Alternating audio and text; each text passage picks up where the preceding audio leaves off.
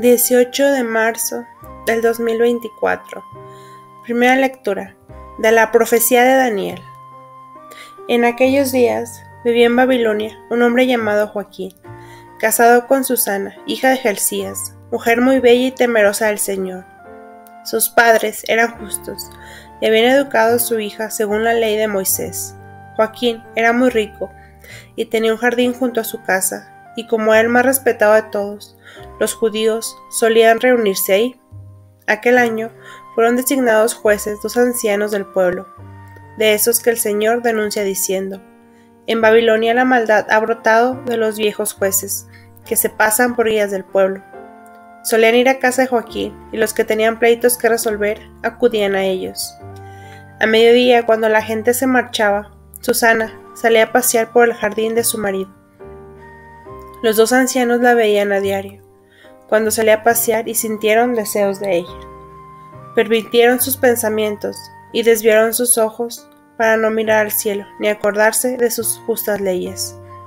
Sucedió que mientras aguardaban ellos el día conveniente, salió ella, como los 3 días anteriores, sola con 2 criadas, y tuvo ganas de bañarse en el jardín, porque hacía mucho calor. No había ahí nadie, excepto los 2 ancianos escondidos y acechándola. Susana dijo a las criadas: traed el perfume y las cremas, y cerrad la puerta del jardín, mientras me baño.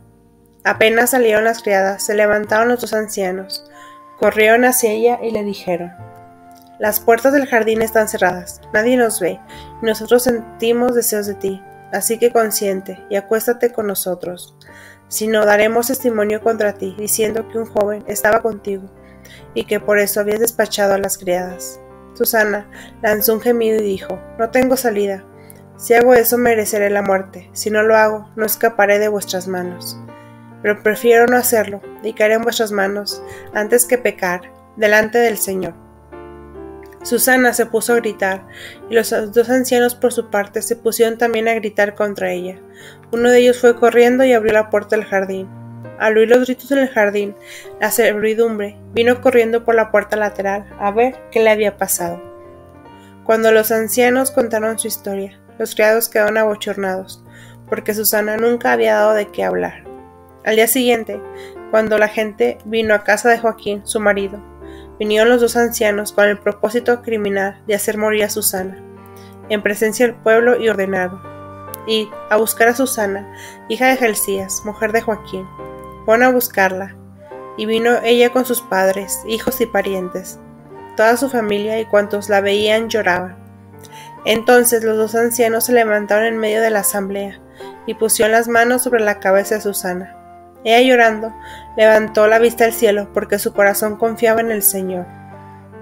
Los ancianos declararon: mientras paseábamos nosotros solos por el jardín, salió esta con 2 criadas, cerró la puerta del jardín y despidió a las criadas. Entonces se le acercó un joven que estaba escondido y se acostó con ella. Nosotros estábamos en un rincón del jardín, y al ver aquella maldad corrimos hacia ellos. Los vimos abrazados, pero no pudimos sujetar al joven, porque era más fuerte que nosotros, y abriendo la puerta, salió corriendo. En cambio, a esta le echamos mano, y le preguntamos quién era el joven, pero no quiso decírnoslo. Damos testimonio de ello. Cuando eran ancianos del pueblo y jueces, la asamblea les creyó, y la condenó a muerte. Susana dijo gritando: Dios eterno, que ve lo escondido, que lo sabes todo antes de que suceda, tú sabes que han dado falso testimonio contra mí, y ahora tengo que morir, siendo inocente de lo que su maldad ha inventado contra mí. Y el Señor escuchó su voz. Mientras la llevaban a ejecutarla, Dios suscitó al Espíritu Santo en un muchacho llamado Daniel, y éste dio una gran voz: yo soy inocente de la sangre de esta. Toda la gente se volvió a mirarlo y le preguntaron: ¿qué es lo que estás diciendo? Él, plantado en medio de ellos, les contestó: pero están locos, hijos de Israel, con que sin discutir la causa ni conocer la verdad, condenan a una hija de Israel. Vuelve al tribunal, porque estos 2 han dado falso testimonio contra ella. La gente volvió a toda prisa, y los ancianos le dijeron: ven, siéntate con nosotros e infórmanos por qué Dios mismo te ha dado la ancianidad. Daniel les dijo: separad lejos unos del otro, que los voy a interrogar. Cuando estuvieron separados el uno del otro, él llamó a uno de ellos y le dijo: envejecido en días sin crímenes, ahora vuelve en tus pecados pasados, cuando daban sentencias injustas, condenando inocentes y absolviendo culpables, contra el mandato del Señor. No matarás al inocente ni al justo. Ahora, puesto que tú la viste, dime, ¿debajo de qué árbol los viste abrazados? Él contestó, debajo de una acacia. Respondió Daniel, tu calumnia se vuelve contra ti. Un ángel de Dios ha recibido ya la sentencia divina, y te va a partir por medio. Lo mandó a traer al otro y le dijo, hijo de Canaán y no de Judá, la belleza te sedujo y la pasión pervirtió tu corazón. Lo mismo hacías con las mujeres israelitas, y ellas por miedo se acostaban con vosotros. Pero una mujer judía no ha tolerado vuestra maldad. Ahora dime, ¿bajo qué árbol los sorprendiste abrazados? Él contestó, debajo de una encina. Replicó Daniel, la calumnia también se vuelve contra ti. El ángel de Dios aguarda con la espalda para dividirte por medio, y así acabará con vosotros. Entonces toda la asamblea se puso a gritar, bendiciendo a Dios, que salva a los que esperan en él. Se alzaron contra los dos ancianos, a quienes Daniel había dejado convictos de falso testimonio por su propia confesión, e hicieron con ellos lo mismo que ellos habían tramado contra el prójimo. Les aplicaron la ley de Moisés y los ajusticiaron. Aquel día se salvó la vida de una inocente. Palabra de Dios. Salmo responsorial. Nada temo, Señor, porque tú estás conmigo. El Señor es mi pastor, nada me falta. En verdes praderas me hace recostar, me conduce hacia fuentes tranquilas y repara mis fuerzas. Nada temo, Señor, porque tú estás conmigo. Me guía por el sendero justo, por honor de su nombre, aunque camine por cañadas oscuras. Nada temo, porque tú vas conmigo. Tu vara y tu cayado me sosiegan. Nada temo, Señor, porque tú estás conmigo. Preparas una mesa ante mí, enfrente de mis enemigos. Me unges la cabeza con perfume, y mi copa rebosa. Nada temo, Señor, porque tú estás conmigo. La bondad y tu misericordia me acompañan todos los días de mi vida, y habitaré en la casa del Señor por años sin término. Nada temo, Señor, porque tú estás conmigo. Evangelio, del Santo Evangelio según San Juan. En aquel tiempo, Jesús se retiró al monte de los Olivos. Al amanecer, se presentó de nuevo en el templo, y todo el pueblo acudía a él, y sentándose les enseñaba.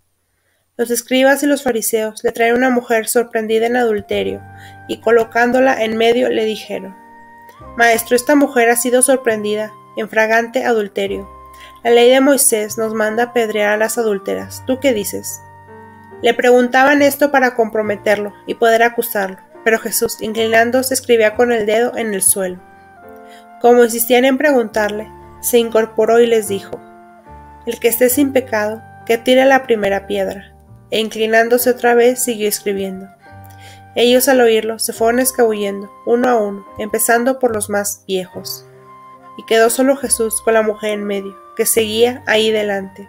Jesús se incorporó y le preguntó, Mujer, ¿dónde están tus acusadores? Ninguno te ha condenado. Ella contestó, Ninguno, Señor. Jesús dijo, Yo tampoco te condeno. Anda, y en adelante no peques más. Palabra del Señor. Moisés nos mandó en la ley apedrear a mujeres como esta. La prescripción está en el libro de Levítico. Si alguien comete adulterio con la mujer de su prójimo, el adúltero y la adúltera tendrán que someterse a la muerte. Ambos culpables tienen que ser condenados. Todavía hoy existen algunas leyes parecidas en algunos países musulmanes. De todas formas, siempre ha sido difícil aplicarlas al pie de la letra. ¿Puede la comunidad humana obligar a observar los mandamientos de Dios, que son principalmente leyes de conciencia? No salvo en aquellos casos en los que se trate de defender la moralidad general. En una sociedad que sentía como deber suyo proteger la pureza de las relaciones familiares, el pecado del adulterio era considerado un crimen público. Pero si se castiga un adulterio, mientras que los demás que cometen el mismo pecado quedan sin castigo, la autoridad que castiga pone en tela de juicio su credibilidad.